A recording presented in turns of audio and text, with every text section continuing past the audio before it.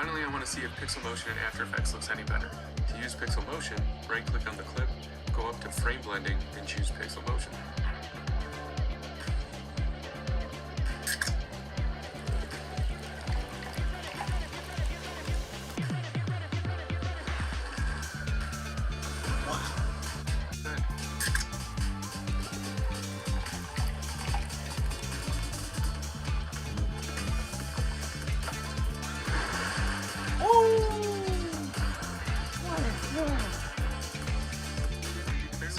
Let me know in the comments below, and I will see you next time.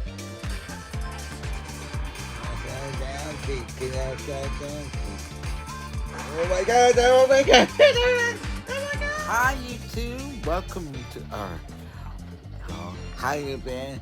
It's been 3 weeks since the doctor. 3 weeks, it's been 3 weeks since the doctor. Today, video. In this video, I'm gonna show you about slow motion.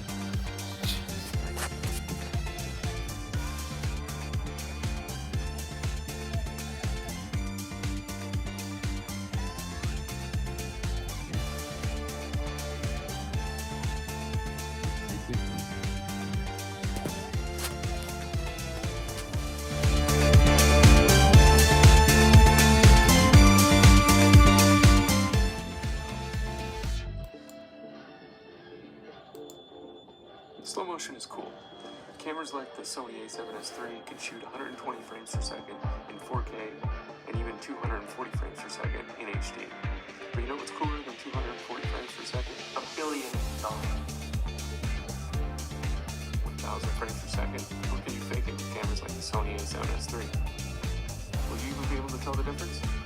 Let's find out. First, a little bit about this camera. This isn't your normal mirrorless camera. This is a high-speed camera, meaning it can shoot insane frame rates, 1,000 frames per second in HD, all the way to 24,000 frames per second in 640 by 96. High frame rates mean fast shutters, and fast shutters means lots of light, like all the lights. To get proper exposure, I have to use all the lights I own, crank to the max, and even then, sometimes it's not enough. It has a 4/3 sensor and a CS mount. Now, because of the sensor size of the mount, getting a lens without vignetting the black shadow on the edge of the frame can be tricky. First, you'll probably need an adapter. This is a CTE app with only open without getting vignetting, and I only have to punch into about 35 millimeters or so to be able to get focus, which, by the way, is manual.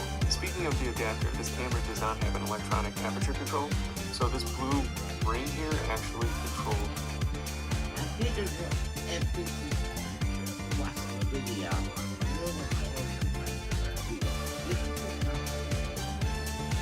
My aperture. In terms of recording, when you press record, you're actually recording to an intern buffer.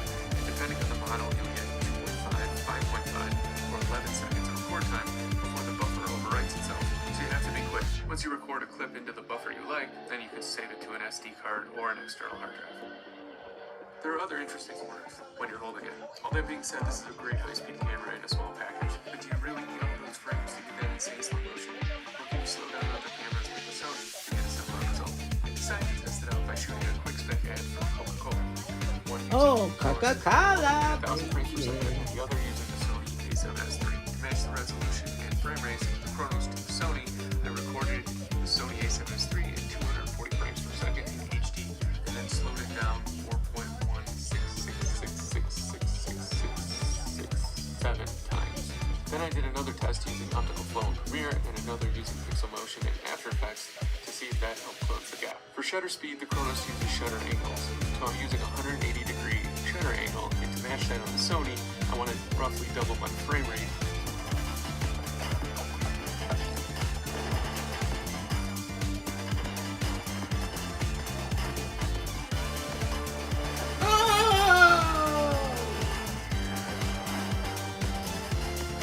The amount of frames missing is causing a lot of choppiness that doesn't look great. But tools like Optical Flow in Premiere and Pixel Motion in After Effects use frame blending to help smooth things out. Let's start with Optical Flow and see if it helps. To enable it, right-click the clip you've slowed down and go up to Time Interpolation and choose Optical Flow.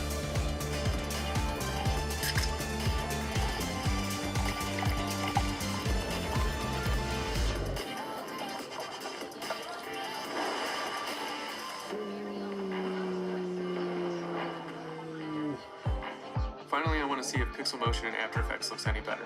To use Pixel Motion, right-click on the clip, go up to Frame Blending, and choose Pixel Motion.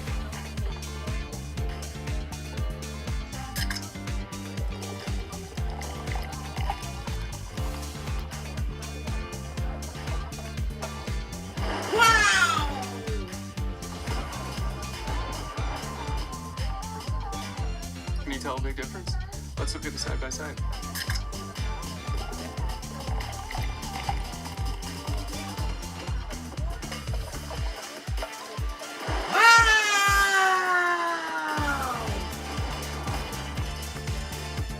Clearly having all those frames makes a difference, but is the Sony good enough? That's for you to decide. Let me know in the comments below. And I will see you.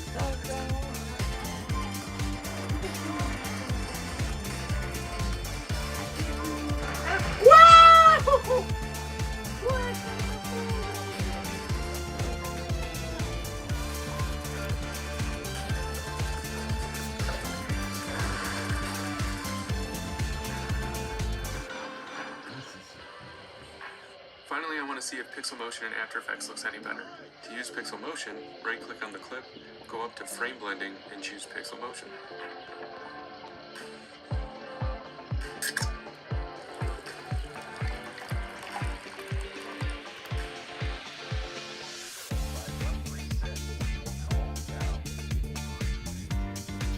Thank you for watching, and hope you get well